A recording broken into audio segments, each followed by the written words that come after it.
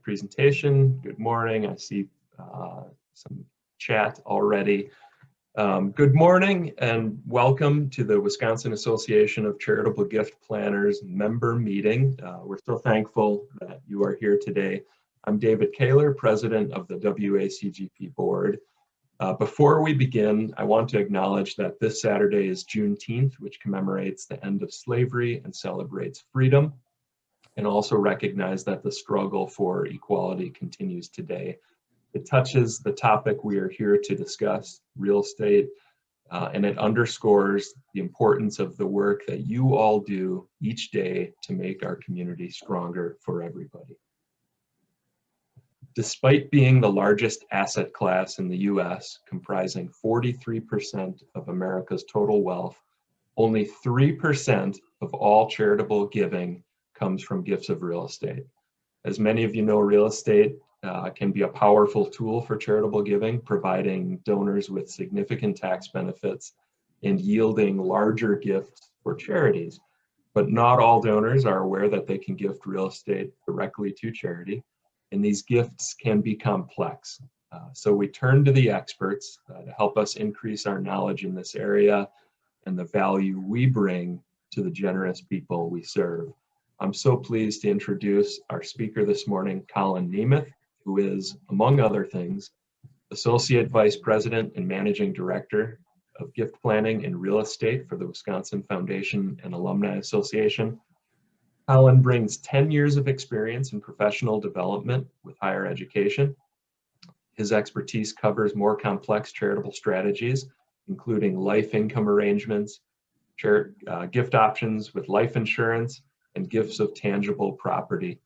He is the point person for real estate, gift acceptance, and management within the Wisconsin Foundation and Alumni Association.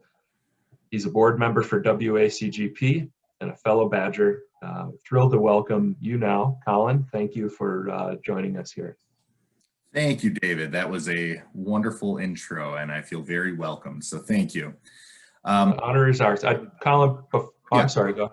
No, go ahead. Before I drop my image off here, I just want to remind everybody who's tuned in to please put any questions that you have in the chat or the Q&A feature, and as they arise throughout the hour this morning, and we'll go to questions as they arise. Thank you very much, Colin. All right, thanks, David. And yes, as David mentioned, I am very happy to be here presenting on behalf of the Wisconsin Association of Charitable Gift Planners. This is a type of charitable gift arrangement, real estate, utilizing the asset of real estate that is really important to me. I think there's a lot of great opportunity with it, and I'm hopeful that you'll find this presentation helpful. Please put questions in the chat. I won't be monitoring the chat. I know David will. And so let's try to make this as conversational as possible, and from there. So just real quick, a little bit about me. My name is Colin Nemeth. I am the Associate Vice President, Managing Director, Gift Planning and Real Estate at the Wisconsin Foundation and Alumni Association. Prior to that, I was the Director of Development on behalf of the School of Veterinary Medicine for a couple of years. And before that, I actually worked in medical sales, and that's what I did out of college from the UW. So today's agenda, I want to go over, and I think it'll be important to go over kind of these things: the power of real estate, the types of real estate, what we can listen for, the most common charitable options when utilizing real estate. I think the process of accepting real estate and having a very robust due diligence program is critical if you're going to go into this, this type of giving. Some of the red flags, pitfalls, gift to avoid, unique real estate situations. We have some comical situations that actually arose, and I'll get into those as well. And then just brief touch on the legal considerations and transfer documents that would be utilized for this type of giving.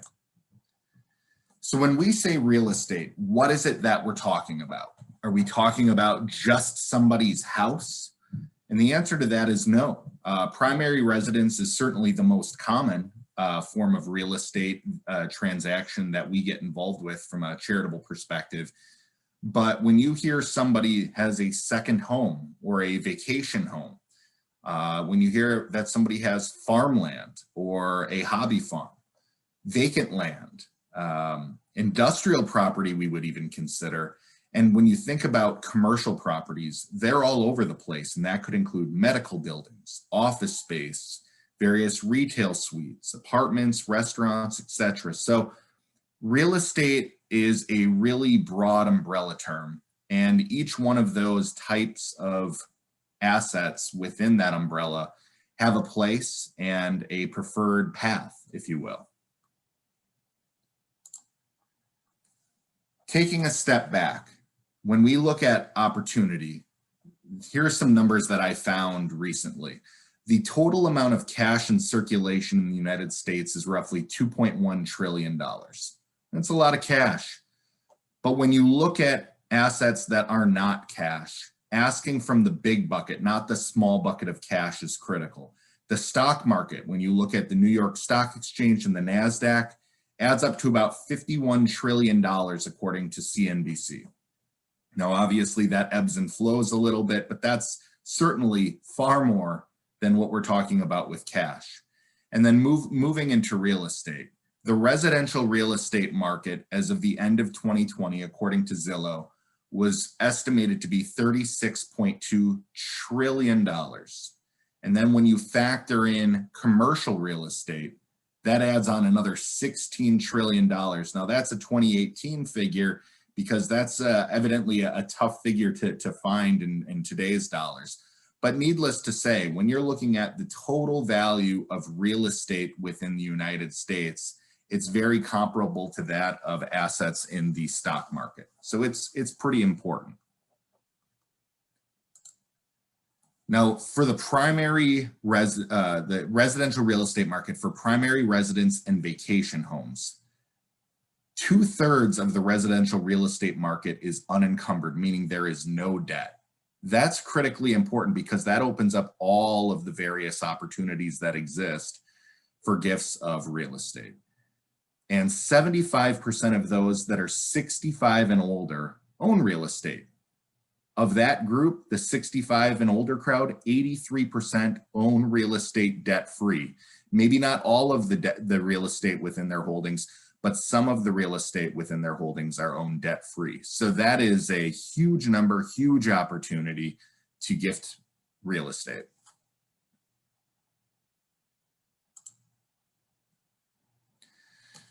So when you're working with a donor, a prospect, or when you're working with a client and they're thinking about these things, capital gains exposure, or the increase in capital gains tax rate, which is being batted back and forth as we consider an infrastructure bill, the possibility of the estate tax exemption expiring, which it's scheduled to do unless it's extended. The loss of stepped up basis, again, is something that I've heard from some folks that I've worked with. It isn't happening yet, but it could happen down the road. Or you start talking to somebody about future expenses that they're nervous about. I want to make sure I have enough retirement income. I want to make sure that I have enough for my healthcare expenses, to provide for my family's educational expenses, what have you. If basically what I'm hearing when I'm talking with folks is tax issues, and I'm hearing about income related issues, and real estate or utilizing real estate amongst other assets is a way for people to accomplish their philanthropic, but also non-philanthropic objectives. There are ways to take real estate and turn a non-cash producing asset into a cash producing asset to help with these issues. There's ways of gifting real estate to avoid tax exposure. So there's really a lot there. Those are some of the things to listen to.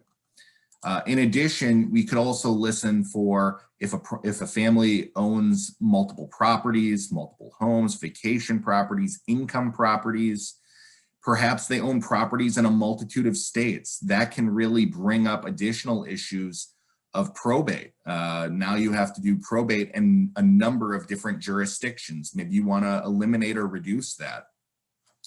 You start talking to somebody who has highly appreciated property. Perhaps they live on the coast in California They bought a property 40 years ago for $100,000 and now it's worth in excess of $1 million. So there's some heavy tax consequences there. And we'll get into some of those examples here shortly. You listen for somebody that has no children, no heirs, or their children or heirs are located a far distance from the property that is owned, so that they wouldn't want it when the parents pass away, for instance.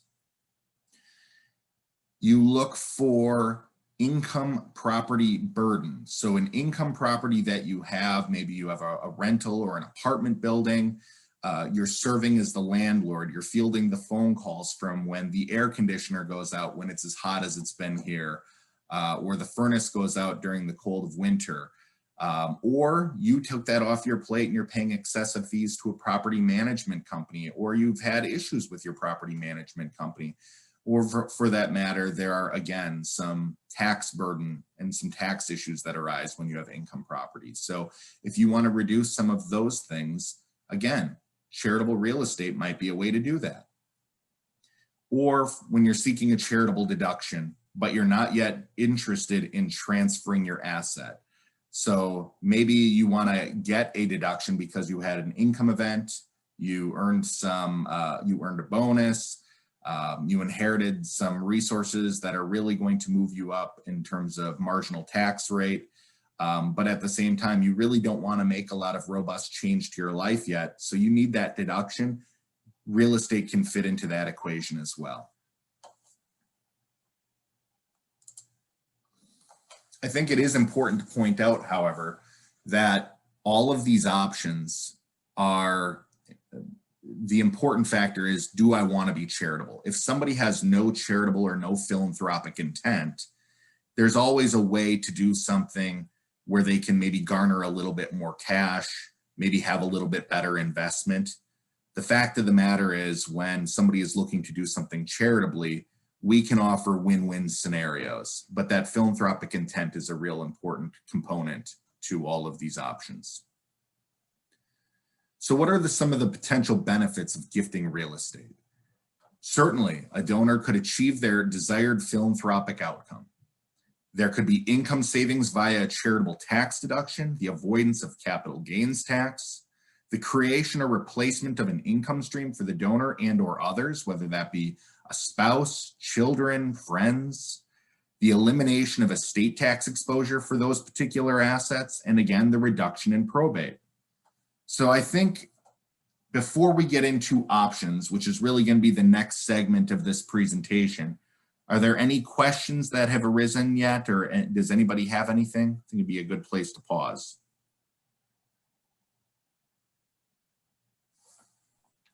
I'm not seeing any yet, Colin. Okay, well then we'll keep trucking forward. So options, what are the most common options for gifting real estate? An outright gift is a way to go. It says, hey, I have a house, I have a piece of property, I don't need it anymore, I'd like to gift it to you outright.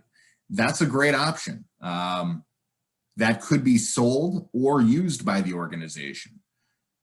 You could establish a life income gift, flip charitable remainder trust, or a charitable gift annuity. We can get into that, and we'll get into that here shortly. You could do a retained life estate.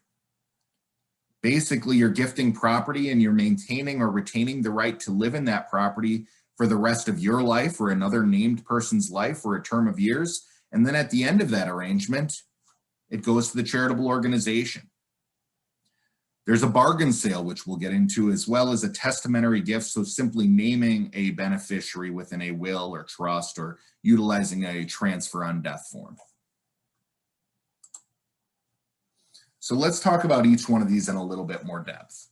An outright gift. You're going to receive a charitable deduction for the full fair market value of the transaction.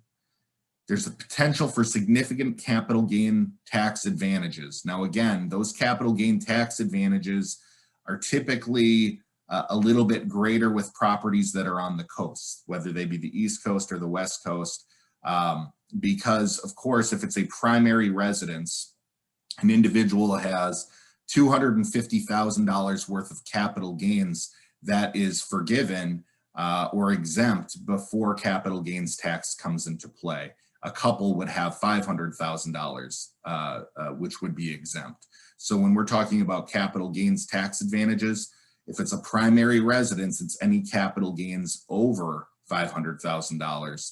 And if it's a second home or a non-primary residence, then certainly those capital gains tax advantages are there right from the start. And with an outright gift, the charitable organization typically receives the proceeds relatively quickly. Most often with an outright gift, the property is transferred to a charitable organization. The charitable organization goes ahead and sells the property. They try to do that quickly, being mindful of both time as well as the proceeds to make sure that the charitable intent can be maintained. So that's pretty fantastic. Every once in a while, albeit rarely, somebody will gift an outright gift of property and for the use of that organization.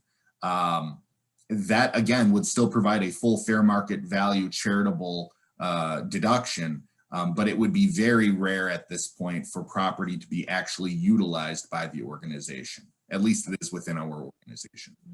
Colin, I'd like to interject with a question here from Linda Maris. Do you ever accept a gift of less than 100% of the value of a property? We sure do. We sure do. We'll get into that here a little bit in terms of a bargain sale opportunity, but also folks can gift undivided interest. So you could do an outright gift of let's say 10%, 20%, 50% of an undivided interest of a property. But I think it really depends on the particular circumstances. For instance, we at one point had somebody who was looking to avoid some tax issues, but they also needed to receive some income from the actual sale of the property as well, and they wanted to be charitably inclined to make a gift as well. So they actually gifted a 20% undivided interest in the property prior to the property being sold.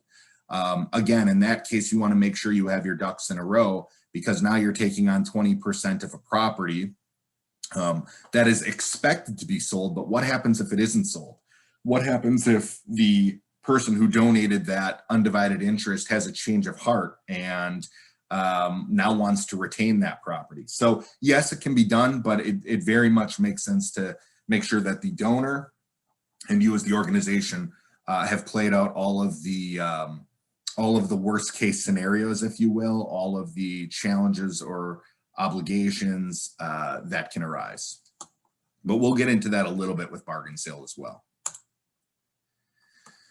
So something that I've seen most commonly is using real estate for a life income gift. I've had a few of these here just recently. And the most common form of it is to establish a flip charitable remainder unit trust. So I'd imagine most folks here are very familiar with what a charitable remainder unit trust is, but just as a brief, taking a step back, a charitable remainder trust is essentially somebody makes a gift of an asset to this trust. There will be an agreed upon percentage to be paid out from that trust, let's say for argument 5%. So somebody transferred over $100,000 of assets to the trust, 5% is paid out. In year one, $5,000 will go to the named beneficiaries of that trust. January 1st rolls around, we'll look at that trust value again. If it's now valued at $110,000, $5,500 would go to the folks, the beneficiaries, that upcoming year, and it's revalued annually. At the end of it, the remainder beneficiaries would typically be the charitable organization. What a flip charitable remainder trust is basically that same situation, but a flip is a triggering event. So basically what happens is, let's say somebody gifts a primary residence to a charitable remainder trust. The donor is seeking to take that residence and turn it into a stream of income. And it doesn't have to be a primary residence. It could be a vacation home. It could be vacant land. It could be really anything. So they go ahead and they put it into the trust. Now, Most typically, a vacation home, if it's not being rented, is obviously a non-cash producing asset. So now there's this asset sitting in the trust. Let's say it's even valued at $500,000 and it's paying out 5%. Where does the income come to pay the beneficiaries from that trust? Because 5% of $500,000, $25,000 is what's going to be due that year. So what we have is a flip or a triggering event. Basically, the trust can operate as a net income trust. It'll pay out the lesser of any income generated by the trust or the agreed upon percentage until the property is sold. And once the property is sold, it will revert to a standard charitable remainder trust, now paying a percentage of the trust value every year moving forward. And payments initiate the year after the property is sold. So it's a great way for charitable organizations to take gifts of property while turning them into a stream of income, but mitigating any risk of having to make payments before the property sells. Also, because you're paying a percentage of the value of the trust, if the property were to sell for less than expected or more than expected, that will be accounted for within the trust itself. And so there can be some benefit there if the property goes for more than was anticipated. So when somebody sets up a flip charitable remainder trust, they receive a charitable deduction, not for the full fair market value, but they receive a charitable deduction considering there is a charitable portion of this gift, and then there's a stream of income non-charitable portion back to the donors, back to the annuitants for either a term of years or for their lives. And I'll get into a brief scenario here shortly thereafter. There can be some considerable capital gains tax savings. Again, a charitable remainder trust or a flip charitable remainder trust can provide an income stream to the donor and or others, and that can be more than two others, which is a limitation with charitable gift annuities. The charitable organization will benefit at the conclusion of the arrangement. So these are arrangements that are a little bit lengthier. They have the potential, I should say, to be lengthier. The actual charitable organization doesn't receive any financial benefit until the end of the arrangement. I guess there is the fact that from a charitable organization perspective, utilizing real estate using a flip charitable remainder trust reduces risk to the charitable organization versus using a charitable gift annuity. Again, a charitable gift annuity is a contractual obligation by the charitable organization to make a fixed stream of payments every year, regardless of if that property sells, regardless of what that property sells for, and it's fixed every year for the rest of that person's life. It does not take market considerations into account. And so if you're promising to make payments with a charitable gift annuity funded with real estate, and those payments are based on a qualified appraisal and it sells for less than that, and it takes a long time for the property to sell, you could really be putting yourself behind the eight ball long-term for the viability of that particular annuity. So a charitable remainder trust tends to be the best option, though there are certainly ways to make a charitable gift annuity work. Colin, is the assumption that the property is sought to be sold immediately, or is there some retained use involved in the flip CRT? Yeah, so most typically, at least in my experience, the property has been sold as quickly as possible. Now, we obviously have to balance, the timing of the sale and the proceeds from the sale to achieve the philanthropic intent. So we are typically trying to sell it quickly. And the reason for that is folks that set up life income gifts, they want to initiate that income stream typically quite quickly. And the way that the flip charitable remainder trust works is that it's not going to start making its typical payments, its standard trust payments, until the year after the property is sold. So there's usually a little bit of an urgency from a donor's perspective. Now, that said, sometimes properties can go into a charitable remainder trust like an apartment complex. And then there are ways to say, all right, I want to keep this apartment complex intact. I don't want it sold for a while. And then yes, the income that is generated from the trust can be paid out. So it goes both ways, but I would say most commonly the property is sold right away. Does that answer your question, David? Yes, it does. Thank you. Yeah, no problem. So here's a real world example that that I'm actually going through right now. This property will be gifted and transferred to us likely September 1st. I have a donor that lives in Orange County, California. They acquired property in the San Jose area nearly 40 years ago for a far less value than what it would be today. This has been used as an income property for them for, again, nearly 40 years. So it's fully depreciated. The cost basis because of that depreciation is now $29,000. I just took a look at the property. I had a realtor come out with me. We got a market analysis of $1.15 million as the estimated current value of the property. So if they sell it themselves, there is a whole bunch of capital gains exposure from a federal perspective.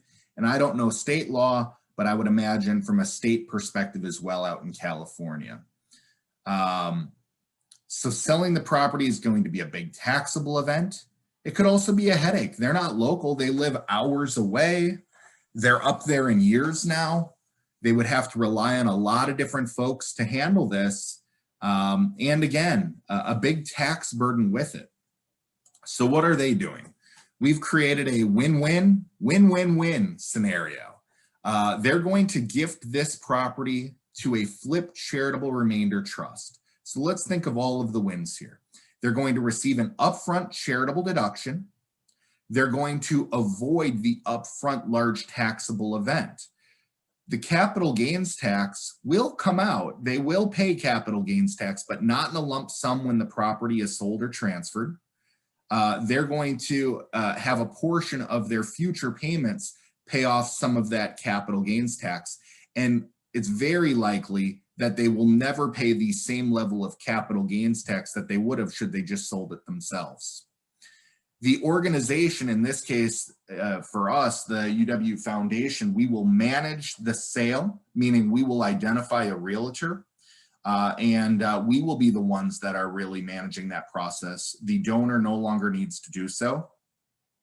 The proceeds after sale will be invested and begin paying income the year following the flip triggering event. So they're still going to retain their income stream. And the way that it works, we're actually going to serve as trustee of that trust. And we are managing the investments of that trust. And so now that's one less thing for them to deal with. And a lot of folks like that because we become essentially two peas in a pod. If that trust is being eroded away by high fees, poor investment performance, not only would their long-term income stream be negatively impacted, but so too would our long-term play as being the remainder beneficiary. So we are two peas in a pod there with regard to how this trust needs to perform. There's no more dealing with tenants or property management companies, and they get to control a very large charitable gift at the conclusion of the arrangement. And to see this projected out, I hope it's large enough that you can see it. Essentially, they're giving $1.15 million worth of property with a $29,000 basis to a flip 5% charitable remainder unit trust. They're going to receive a $600 and nearly $33,000 charitable deduction up front. If they can use the whole charitable deduction this year, great. If not, they have a carryover of up to an additional 5 years to use that.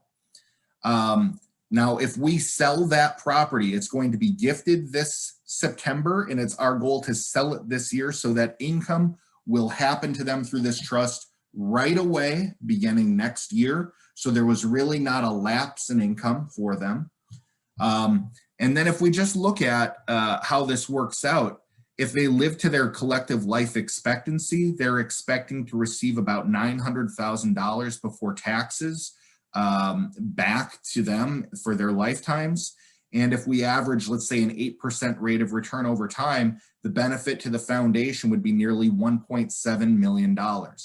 And in this case, the cherry on top of the sundae is the family will actually end up receiving more than what they did with their rental income after having paying out taxes and paying out to the property management company and paying upkeep. So they've done all of that. They've retained their stream of income. They've gotten their charitable deduction. They didn't have to manage the sale of the property. They avoided considerable capital gains exposure. It's kind of a win-win, and they're still getting to make a huge charitable gift. So I think this is just a great opportunity. And again, this is being done with not their primary residence.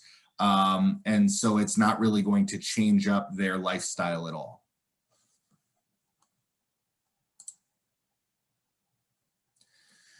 So a retained life estate is another great option that we're seeing more and more of right now. Essentially what it is a donor says, hey, I'd like to make a charitable gift, but I don't want to really transfer any assets right now. I don't want to change my lifestyle right now. So a donor will in fact transfer assets. They'll transfer the real estate via a life estate deed. That allows them to retain the right to use and live in the property for their lifetimes, a term of years, another named individual's lifetime. And then at the end of that arrangement, the charitable organization will then take full possession and will likely sell the property and utilize the proceeds for the charitable intent that was instructed by this donor. The donor continues to pay maintenance, insurance, taxes on the property. It's as if they still fully own it and they're still on the hook for all of that. But again, upon their passing or the term of years expiring, the charitable organization takes ownership, sells the property, utilizes the proceeds for charitable intent. So this is a really neat way to make a huge irrevocable gift to a charitable organization without having to change up your lifestyle all that much. There are some considerations though. This is an irrevocable arrangement. If the donor may someday need to utilize this property because they need income out of it, they need to sell it themselves or they're leaving, they just need to make sure that they have more assets than this property because again, it's an irrevocable arrangement. Any questions on retained life estates? Colin, I'm curious about what time in someone's life do you see people entertain retained life estates? Sure. Well, the most recent one I did was with a couple that was 91 and 90. They had a property down in Rancho Mirage, California, so in the Palm Springs area. It had been a vacation property for some time. They have children, but none of their children live close to the property. And what had happened is it was getting a little bit more challenging for the owners of this property, the donors, to make it to this property based on obviously just getting a little bit older. Again, with their children not living close, they would not be in a position to take on the property. So they wanted to make a charitable transaction. And they said, you know what, we'd like to hang on to this property for 2 more years. We'd like to spend another Thanksgiving there with the family. And then I think we'll be ready. And so that's what they did. At that time, the property was valued at about $1.5 million, and they received a $1.1 million charitable deduction for moving forward with that particular gift. I had another individual do one of these retained life estates. He was probably in his early 80s. So again, I would say this tends to skew a little bit older, only because you're basically saying, I'm not going to need the proceeds from this house. I'm not going to need to tap into the equity of this house in order to fund the next stage in life, if that means a long-term care facility or a retirement community or even a different home. So they tend to skew a little bit older. Great, thank you. No problem. And one quick plug, it's a great time to do a retained life estate right now. Here is just a real quick projection that I ran in advance of this this presentation. And if you had 2 individuals, 80 years old, with a $500,000 home that they've held for some time, their cost basis is $200,000.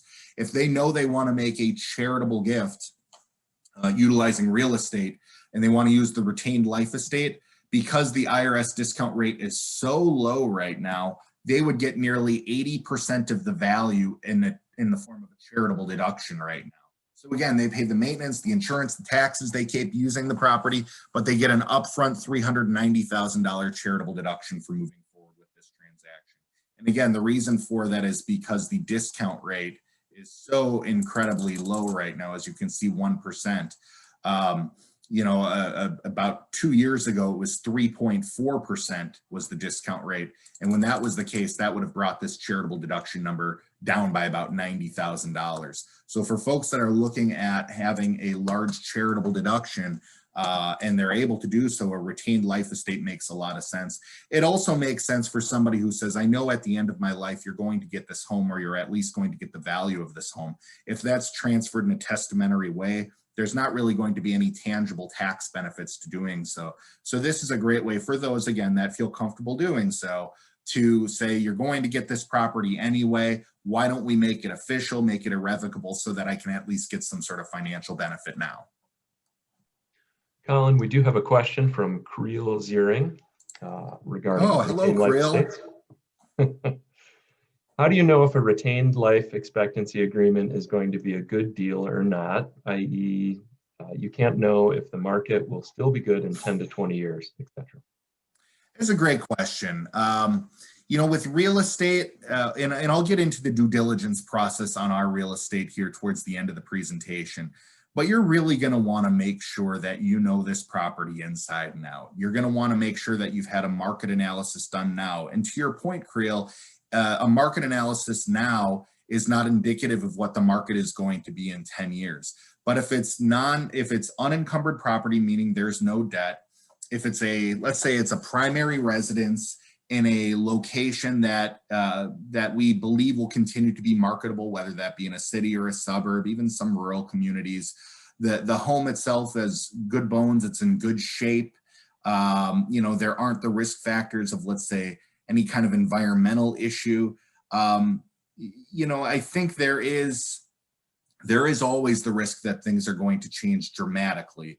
But I would say with something, if you check all the boxes, and right now they all look positive, it'll likely remain positive at least for a significant period of time. Now, maybe the valuation changes a little bit up or down, but as we've seen real estate, historically speaking, values tend to go up. But there are no guarantees. So you want to make sure that you have a robust due diligence process, that you've really done your homework, and that you probably have a gift acceptance committee so that people can, from varying viewpoints, can kind of play devil's advocate or bring up the pros and cons of a situation. I hope that answers the question, but we'll get into the due diligence process here shortly.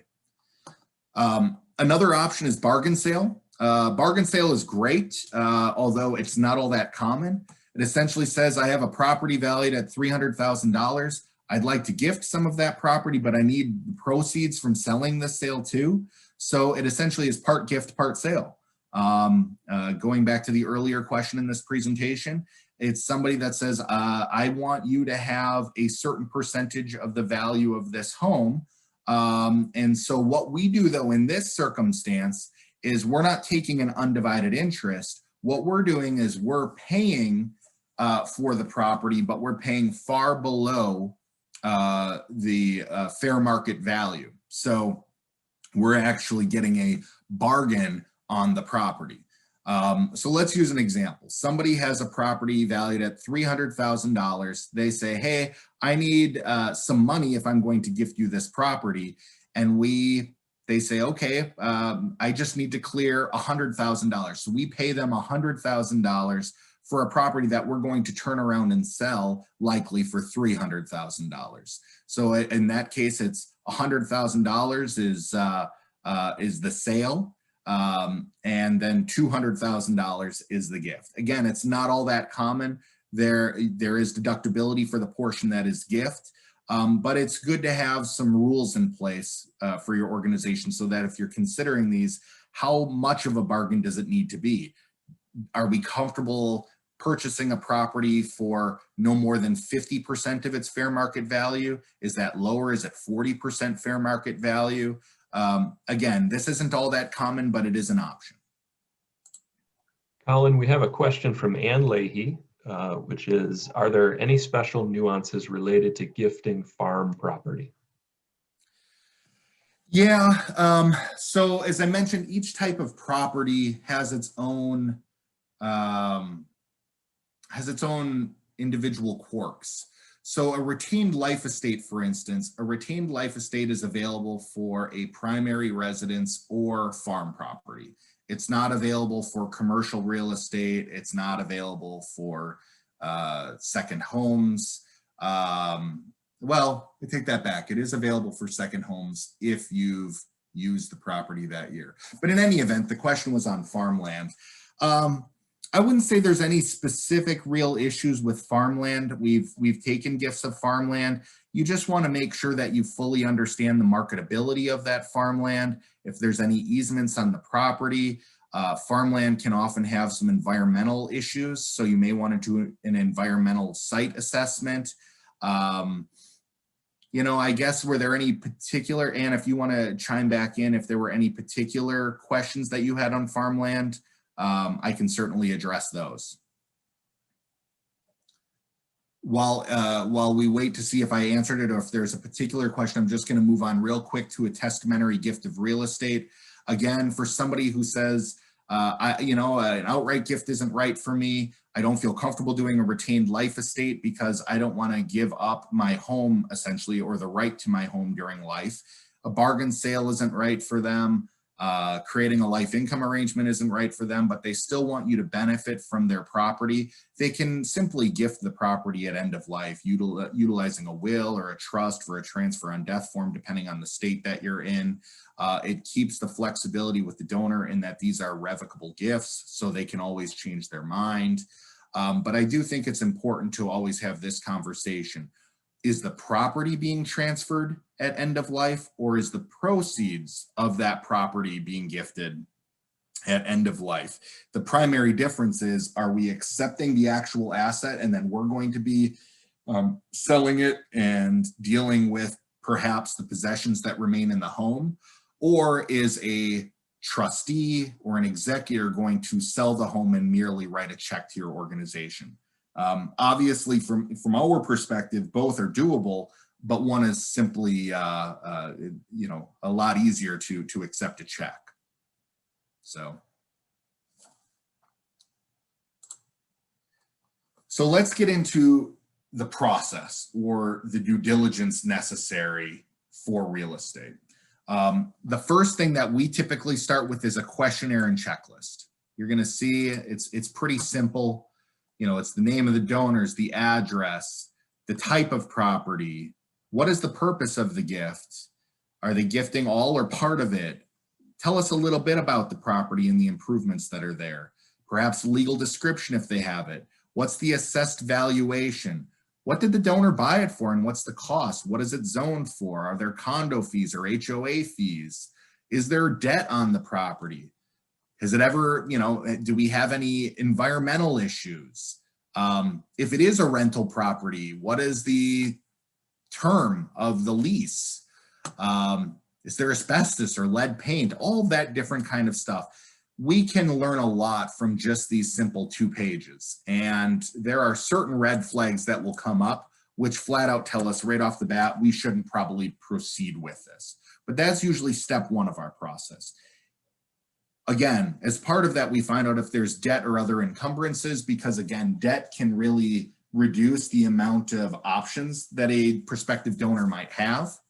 If it's a commercial property, we want to know the ownership structure. Is this a partnership? Is this a tenant in common agreement? We want to talk about future expenses. What are the future expenses at play with this property? Whether they be tax, upkeep, maintenance.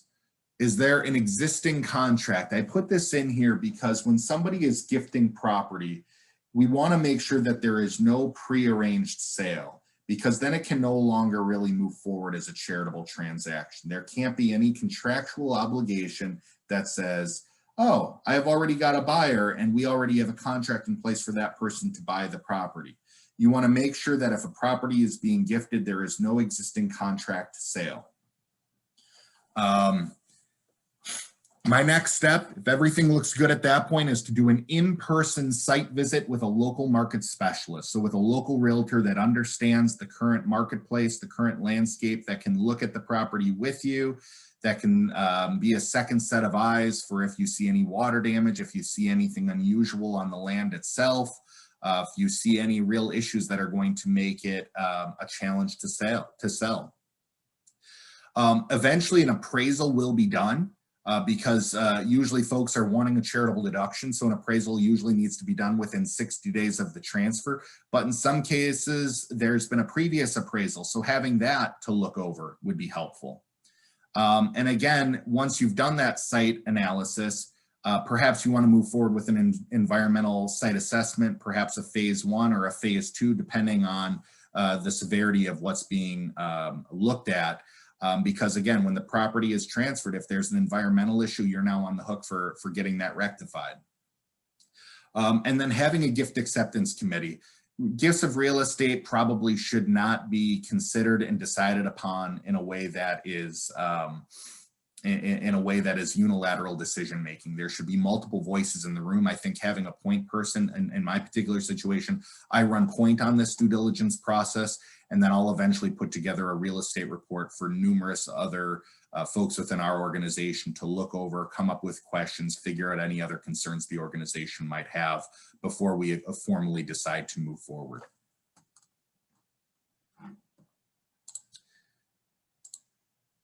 Some other considerations. What is the donor's relationship with our organization? It can be a red flag to me if this person, this donor, this couple, whoever it might be, wants to make a charitable gift and they have no history with us.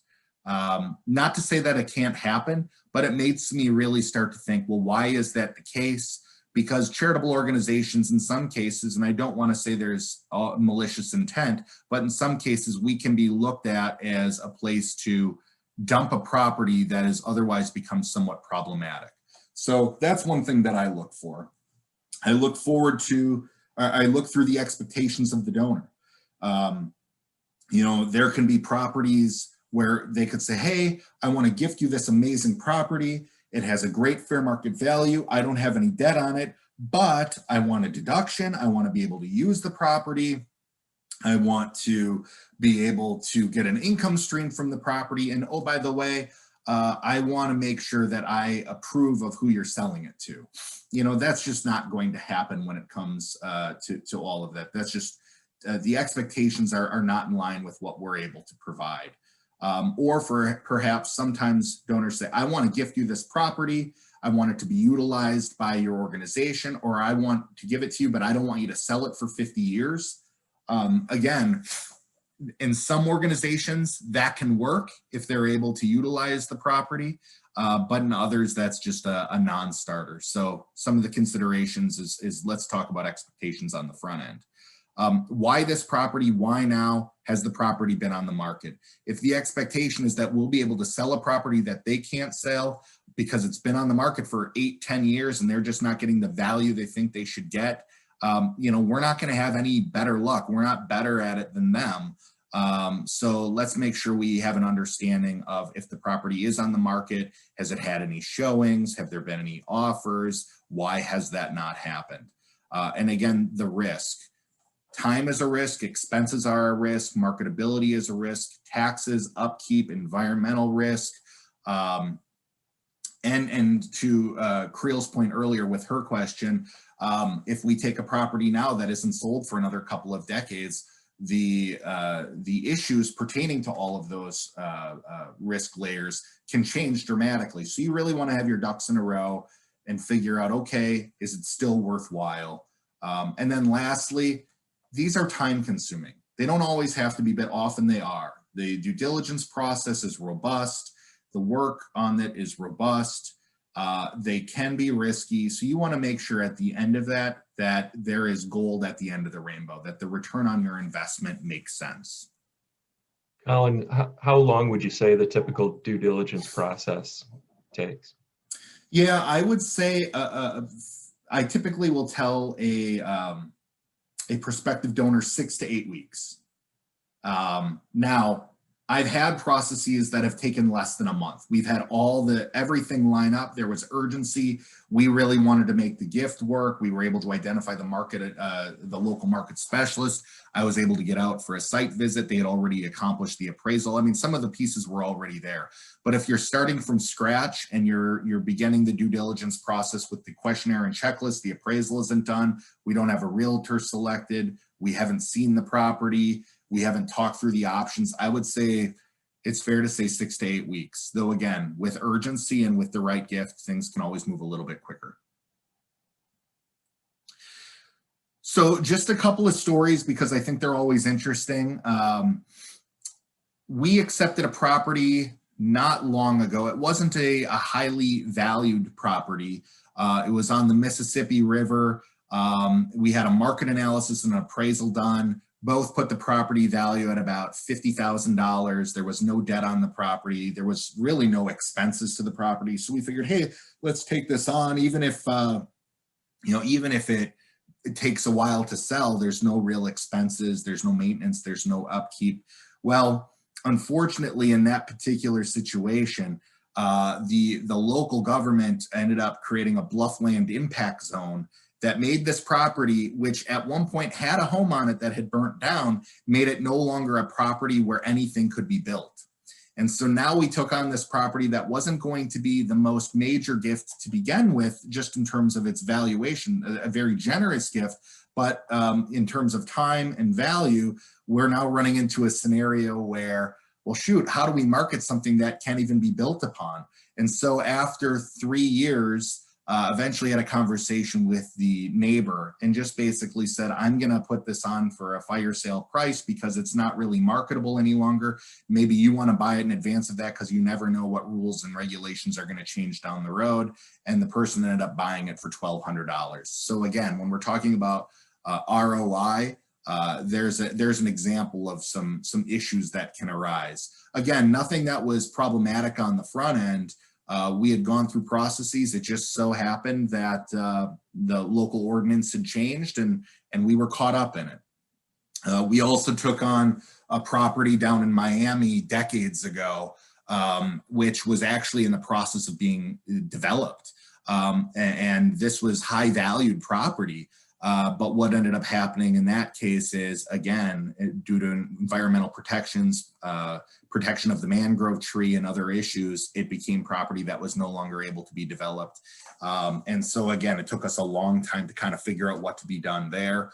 We ended up working with the Miami-Dade County to actually gift this to their environmental protection group. I forget the exact name, but again, nothing that was done out of malicious intent. It was just the situation changed with both of those properties. We didn't end up losing money on either of those properties. We also didn't end up getting much of a gift with either of those properties. And it did take a lot of time. There is time where environmental exposures can be a burden. The one time we took a property sight unseen, or the last time we did it was a property in Kodiak, Alaska. Again, we don't believe there was any malicious intent there, but as soon as we were an owner of that property, we found there to be some buried tanks that were leaking. So we had to do some environmental mitigation. Again, we still ended up making it turned into a reasonable gift, but it took a lot more time than we had anticipated. Near-death experience, a colleague of mine, I'm sure he wouldn't care if I told this story, was out looking at a farm property out in the Great Northwest. It was in a very rural area. And he was out there taking pictures just by himself. The donor said, go ahead, take a look at the property. There was an outbuilding on that property. He's just out there taking photos of everything, taking photos into this outbuilding, looking through windows and what have you. Gets back the next day, gets a call from the donor saying, are you okay? And he's like, yeah, I am, of course, why not? And what they ended up finding out is that the feds actually raided the property later that day, the day that I believe my colleague was there, because it was a meth house, and they were creating meth there. And I can just picture my colleague there taking pictures, and thank God nobody was there. So always tell somebody where you're going with regard to real estate. And then recently, another story is we took on a farm in Northern Illinois, and with our cold winters, we had a burst pipe that happened, and we're obviously not local. I wasn't checking in on the property all the time, but fortunately we had identified a good realtor who was going over there with some regularity, found it, and we made sure we had good insurance in case something did happen. And it ended up being a little bit of a headache. It ended up being still a wonderful gift. So the moral of the story is be prepared. Things change with real estate, but based on the valuations of properties and the opportunity exists, I would without a doubt say it's worth the time and investment and consideration. In terms of documentation, what is necessary from real estate? Again, if somebody wants to get a charitable deduction, they're going to necessitate a qualified appraisal. We usually ask for a grantor or warranty deed when the property is being transferred. We usually also try to get title insurance for the value of the full fair market value of the property. And again, appraisals, transfer documents, these are paid for by the donor. In addition, now I don't provide this advice. We tell the donor to work with their accountant, but the donor files an IRS form 8283. The donor obtains written acknowledgement from the organization that the asset was gifted. And just an FYI, if the property sells within 3 years, the organization files a form 8282. And so if you know that the donor has taken a very robust charitable deduction based on a qualified appraisal, and you're selling it for substantially less than what the charitable deduction or the appraised price was, just know that you want to be mindful of that, because we don't want to create any kind of audit for our very generous donors out there. And so just again, reason to not do a fire sale if we don't have to. And the last thing that I will lead you with is outsourcing. If you work for an organization and you want to take advantage of real estate, but you don't feel that you're able to handle this, you're uncomfortable handling it, you just don't think that you have the ability to take it on, know that there are organizations out there that help. The Madison Community Foundation deals with real estate. There are other organizations, corporations that you can pay, and again, for a fee, they will help from start to finish with these gifts, and it could still very much be in your interest to do that. So just know that, again, if you're not able to do so, there are organizations out there that can certainly help. And so there's a few minutes left. If any questions arise now, David can let me know. Otherwise, I have my contact information on there. I love talking this stuff, talking through scenarios. You're welcome to give me a call or shoot me a note or an email if you have more individualized questions on real estate. But it's a tremendous opportunity, and one that I hope we're bringing up consistently to friends of our organizations or to clients that we work with. Thank you so much, Colin. A really informative hour, and while it was very understandable, I'm also glad that there's a copy of this, which will be available on the WACGP website to refer back to. Or if you want to share that with your colleagues, any of our guests. Thank you, members and guests, for being here and for supporting WACGP and these programs through your membership. Before we adjourn, I just want to quickly mention a couple of upcoming WACGP member programs. On September 14th, we have happy hour and trivia hosted by WACGP board member Greg Rademacher. And we're hoping that this is live and in person. And then on November 9th, that's our annual meeting. And the program will be the Art and Soul of Fundraising and Development. One of Colin's former colleagues, Don Gray, retired vice president from the Wisconsin Foundation and Alumni Association. If you haven't heard the timeless wisdom of Don, we really encourage you to join us for that session. Details will be on our website. So this concludes our program. Thank you very much again, Colin and guests, and enjoy this beautiful day.